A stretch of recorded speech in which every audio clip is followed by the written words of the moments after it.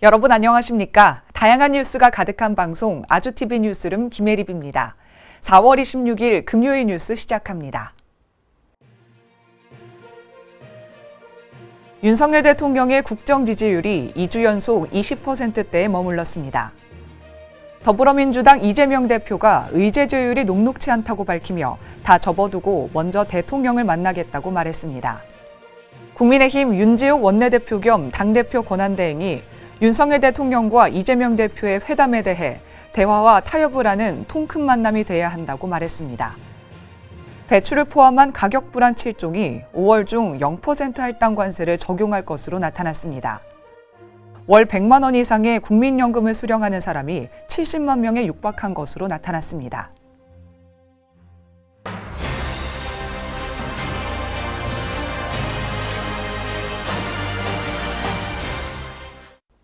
윤석열 대통령의 국정 지지율이 2주 연속 20%대에 머물렀습니다. 한국갤럽에 따르면 윤 대통령의 직무수행 긍정평가는 24%로 직전 조사보다 긍정평가가 1%포인트 올라 2주 연속 20%대 초중반을 기록했습니다. 정당 지지도 조사에서 국민의힘은 33%로 직전 조사보다 3%포인트 올랐고 더불어민주당은 29%로 2%포인트 내렸습니다. 조국혁신당은 13%로 1%포인트 하락을, 개혁신당은 3%로 동일했습니다. 금투세에 대해선 시행해야 한다는 의견이 44%, 시행하지 말아야 한다는 의견이 38%였습니다. 금투세는 국내 주식펀드 채권 등 금융상품 매매 차익이 연간 5천만 원을 넘으면 초과분의 20에서 25% 세율로 과세하는 제도입니다. 지난 2020년 여야 합의로 법안이 통과됐지만 국내 증시 위축 우려 등으로 2년 유예돼 내년 시행을 앞두고 있습니다. 더불어민주당 이재명 대표가 의제 조율이 녹록치 않다고 밝혔는데요. 다 접어두고 먼저 대통령을 만나겠다고 말했습니다. 이 대표는 최고위원회의에서 오랜만에 하는 영수회담이라 의제 정리와 사전 조율을 해야 하는데 그조차도 녹록치 않다고 밝혔습니다. 또한 복잡한 의제들을 정리하느라 시간을 보내기가 아쉽기 때문에 신속히 만날 일정을 잡겠다고 강조했습니다.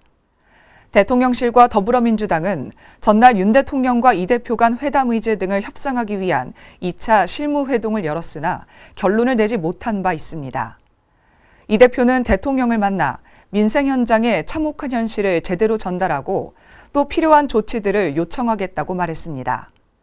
또 대통령께서도 국민들의 어려운 상황과 총선 민의를 잘 들어주시고 이 난국을 어떻게 타개할 수 있을지 고민해 줄 것을 덧붙였습니다. 아울러 이 대표는 최우선 과제는 민생 위기 극복 방안을 만들어 신속하게 집행하는 것이라고 강조했습니다. 국민의힘 윤재욱 원내대표 겸 당대표 권한대행이 윤석열 대통령과 이재명 대표의 회담에 대해 대화와 타협을 하는 통큰 만남이 돼야 한다고 말했습니다. 윤 권한대행은 더불어민주당 이재명 대표가 의제 사전 조율이 녹록치 않아 다 접어두고 먼저 윤 대통령을 만나도록 하겠다고 언급한 데 대해 동의한다고 밝혔습니다. 그는 민주당이 주장하는 의제들을 갖고 만난다면 여당 대표로서 참여해야 한다고 생각하지만 여당 대표도 참여해야 한다는 말이 회담 자체를 퇴색하게 될까 봐 하지 않고 있다고 강조했습니다. 이어 자꾸 민주당이 정쟁 관련 의제들을 들고 나오고 대통령과 야당 대표의 만남에서 정쟁하는 모습이라면 이는 의미 없는 회담이라고 말했습니다. 앞서 윤 권한대행은 회의에서 민주당의 태도는 국민을 위해서가 아닌 승리 세레머니를 위해 영수회담을 하자는 것 같다며 영수회담 취지에 대해 지적했습니다. 그러면서 소상공인과 자영업자에 대한 지원, 물가 대책, 의료 갈등 등에 머리를 맞대야 한다고 강조했습니다. 양보하고 민생 의제 중심으로 타협 범위를 넓혀가겠다는 전제가 성립돼야만 영수회담도 의미 있는 자리가 될 것이라고 덧붙였습니다. 배추를 포함한 가격 불안 7종이 5월 중 0% 할당 관세를 적용할 것으로 나타났습니다. 26일 김병완 기획재정부 1차관은 물가관계 차관 회의에서 1분기 경제가 강한 성장세를 보였고 민간 주도와 내수 수출 균형의 모범적인 모습이라고 밝혔습니다. 또 내수 회복과 민생 안정을 위해선 물가 안정이 중요하다고 말했습니다. 이날 물가 상황과 농수산물 유통구조 개선 방안 등을 논의했습니다. 물가 상황에 대해선 4월 들어 농축수산물 가격이 전반적인 하락세를 보이면서 여전히 가격 불안해 보이는 실종에 대해선 5월 중 0% 할당 관세를 적용한다고 밝혔습니다. 이와 함께 유통 경로를 다양화해 경쟁을 촉진하고 비효율을 최소화하는 농수산물 유통구조 개선 방안을 발표하겠다고 말했습니다. 가공식품, 생필품 물가와 관련해선 담합 등 불공정 행위에 대해 단호하게 대응하겠다는 입장도 강조했습니다. 1988년 국민연금 제도가 도입됐는데요. 한 달 100만 원 이상의 국민연금을 수령하는 사람이 70만 명에 육박했습니다. 국민연금공단에 따르면 2023년 12월 말 기준 월 100만 원 이상의 국민연금 수급자는 68만 7천여 명 이상이었습니다. 급여 종류별로는 노령연금을 타는 사람이 대부분을 차지했습니다. 100만 원 이상 노령연금 수급자의 70% 이상은 국민연금 가입 기간이 20년을 넘는 사람들이었습니다. 월 200만 원 이상의 수급자도 17,800여 명에 달했습니다.